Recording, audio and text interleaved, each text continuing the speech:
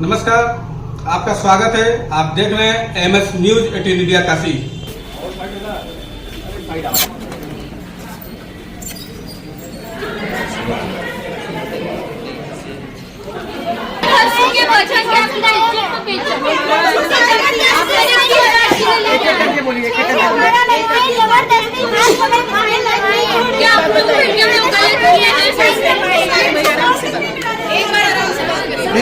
हमको पूछने दो। वैसे वाकई में आपने वहाँ पे अपना जो है काम कर रही थी या सैलरी मिल रहा है, कितने दिनों से काम कर रहे थे? क्या कराया गया था? बस एग्रीमेंट का साइन कराया गया था। सारी चीजें हमारी सेबी रजिस्टर्ड थी, हम लोग को फंसाया गया है।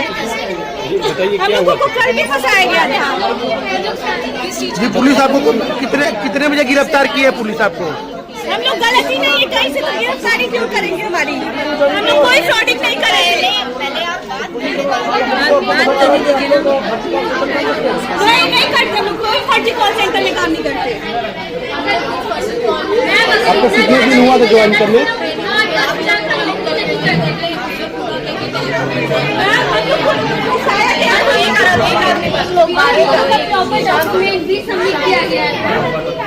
प्रॉपर डॉक्यूमेंट, आधार कार्ड। जी मैडम, टेलीग्राम से या थर्ड पार्टी सोर्सेज से लोगों के नंबर्स लेके उनको कॉल करना, सोशल मीडिया डिजिटल मीडिया के माध्यम से कॉल करना, टेलीग्राम व्हाट्सएप के ग्रुप के माध्यम से जोड़ना लोगों को और सब्सक्रिप्शन के नाम पे उनसे पैसे लेना, ये इनका फ्रॉड था। और जो भी पैसा ये लेते थे वो सारा म्यूल अकाउंट से फ्लो करता था। कभी भी साइबर अपराधी अपना पर्सनल अकाउंट यूज नहीं करेगा। हमेशा जो भी अपराध होगा उसकी बैकबोन जो होगी वो हमेशा म्यूल अकाउंट होगी। जैसे 2 दिन पहले वाले एपी के फाइल फ्रॉड से जो पैसा आ रहा था वो भी म्यूल अकाउंट सप्लायर उनके साथ थे, ताकि उनको खोजा ना जा सके, फर्जी दस्तावेज हो, उनको बंद करा के नए अकाउंट खुलवाए।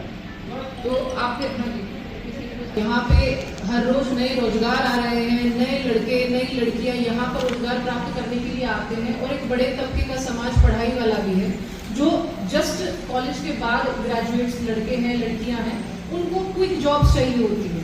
तो इसलिए क्योंकि एक बड़ा शहर होगा, कभी भी कॉल सेंटर वगैरह आपको ग्राहक या आपकी एक्टिविटी, रहने की सुविधा, म्यूल अकाउंट्स की अवेलेबिलिटी आपको मिलेगी नहीं। छोटी जगहों में म्यूल अकाउंट जो खुलवाते हैं वो गरीब तबके के माइग्रेंट लेबर का, मजदूरों का खुलवाते हैं। मजदूर आपको छोटी जगह मिलेंगे नहीं, कहीं कारोबार कुछ चल रहा होगा, फैक्ट्रीज चल रही होगी, कुछ बढ़िया इकोनॉमिक एक्टिविटी चल रही होगी, वहीं ये लोग इनको प्राप्त हो सकते हैं। मैम इस कॉल सेंटर का जो मास्टरमाइंड है वो रहने वाला बनारस का ही है कि बाहर का? ये विनय कुमार मौर्य आदमी है, रहने वाला चंदौली का है।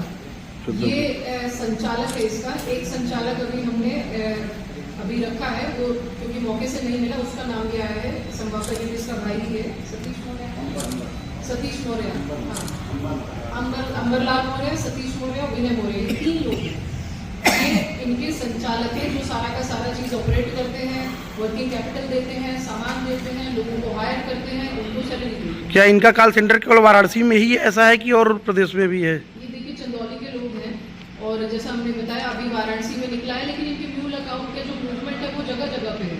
तो प्रोबेबली और कहीं हो सकता है, प्रयागराज में, लखनऊ में, यहाँ भी हो, लेकिन उस पर अभी हम और काम कर रहे हैं क्योंकि कल शाम को ही पकड़ा गया है। इनकी उम्र देखी जा रही है, इसमें महिलाएं 20 साल की है, तो क्या बातचीत में या इसका तो क्या पूछताछ में यही आया कि हमारे घर में ये दिक्कत है, या हम स्टूडेंट हैं, या हमारे में कमाई नहीं है तो हम इसलिए जॉब कर रहे थे।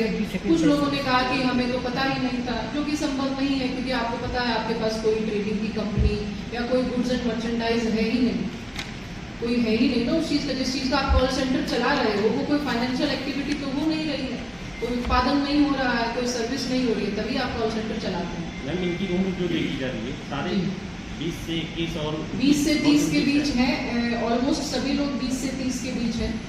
ऐसा तो नहीं है कि कोचिंग संस्था के नाम पर या ऐसे ट्रेनिंग के नाम पर इन लोगों को लाया गया हो? नहीं, ये हमने पूरी पूछताछ करी है। परिजन जो बता रहे हैं वो कह रहे थे कि यहाँ पढ़ाई करने के लिए वो लोग आते थे, ऐसा पढ़ाई फोन पे लोगों को कॉल करके कैसा? तो क्या मैम इनका एक कोई गिरोह था कि इनको जो है इसी तरीके से? जब बच्चे इस प्रकार से शहर में आते हैं, पेरेंट्स या पहले वाली जनरेशन इतनी टेक सेवी नहीं है, इतनी जानकारी नहीं है। मुझे लगता है मेरी मम्मी को भी बहुत अच्छे से व्हाट्सएप चलाना अभी नहीं आता होगा, बहुत कम चीज़ें उनको पता है।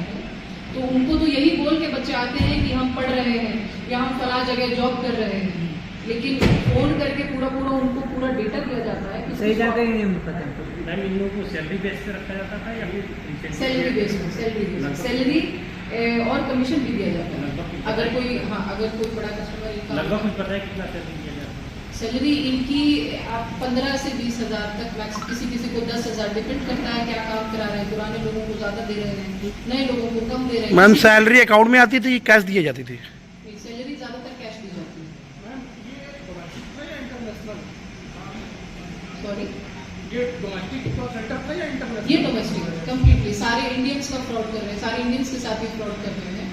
और बड़े अमाउंट में इनके पास डेटा है लोगों का। जैसे आप लोग कहीं रेस्टोरेंट पे गए, आपने नंबर शेयर किया, आप कहीं खरीदारी करने गए, नंबर, जो थर्ड पार्टी जितनी भी होती है जहाँ आप जाते हैं, रेटिंग भी आप देते हो, तो बहुत ऐसे प्लेटफॉर्म्स हैं जहाँ पर बल्क में आपका डेटा प्राप्त किया जा सकता है। और तमाम आपको कॉल्स आते रहते हैं, कभी बैंक बन के, कभी ट्रेडिंग, कभी लोन, कभी इन्वेस्टमेंट। वही इनका काम है, मतलब इन्वेस्टमेंट फ्रॉड के नाम पर। जी, कितने महीने से चल रहा है? ये महीनों से। देखिए, जो इनकी एनसीआर की कंप्लेंट भी हमें जो मिली है, इसमें लिखी नहीं है इन्होंने।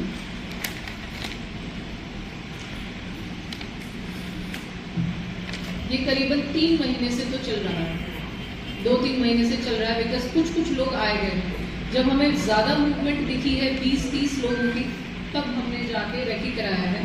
इन्होंने पहले काफ़ी देर तक ये भी कहा कि हमारा लेजिट कॉल सेंटर है, फिर हमने उस कंपनी को मेल करके उनका आंसर दिया है, तब उन्होंने बताया कि इस प्रकार का हमारा कोई कॉल सेंटर यहाँ पर नहीं है, जो ट्रेडिंग कम्युनिटी का ये कंपनी का ये नाम है। और इस कॉल सेंटर में जो काम करते थे वो सब लोकल ही बनारस के ही है?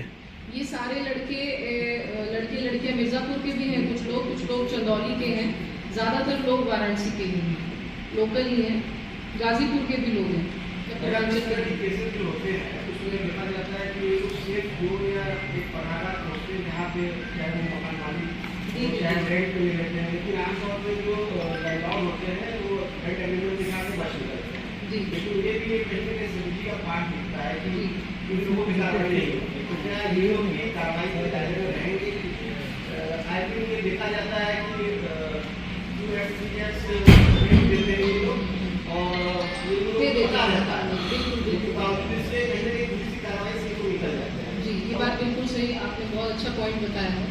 इसमें ये प्रॉब्लम है कि जब तक रेंट के अलावा किसी प्रकार का कोई आर्थिक प्रॉफिट नहीं हो रहा है मालिक को, तो वो घटना में संलिप्त नहीं उनको माना जा सकता। कोई एक प्रूफ होना चाहिए, क्या उनका कोई अकाउंट यूज हुआ इस वाले पैसे के लिए, रेंट के अलावा, या उनका मूवमेंट देखा गया है, या उनका बराबर कॉल से और किसी माध्यम से वो